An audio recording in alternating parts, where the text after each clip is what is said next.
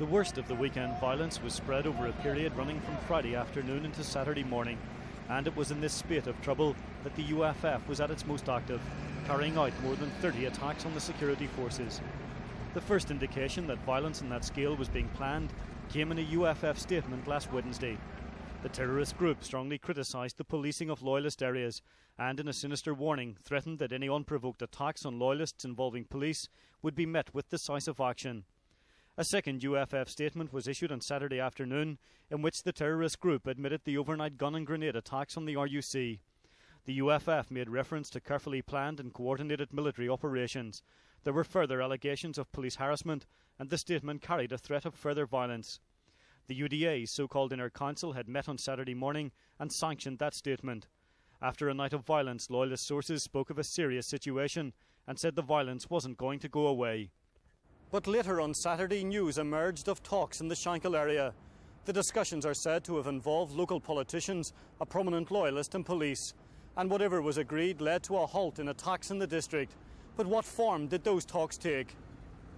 The independent unionist councillor Joe Coggle says he and a City Hall colleague held separate meetings with the UDA and the RUC.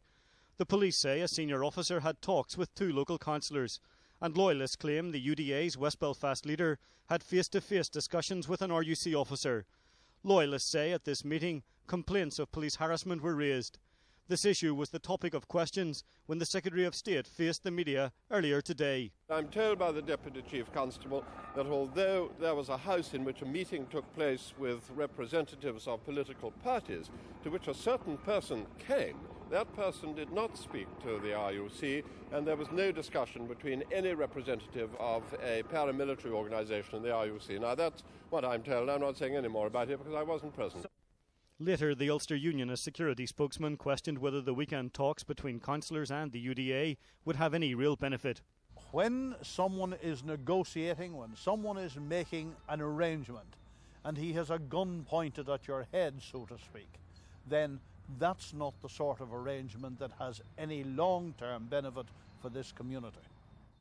The weekend UFF attacks on the police were the most sustained for many years, and the threat of further violence in the loyalist quarter still remains high. The paramilitaries have demonstrated that they've the ability to turn the violence on and off, notwithstanding what happened in the weekend talks and whoever was involved.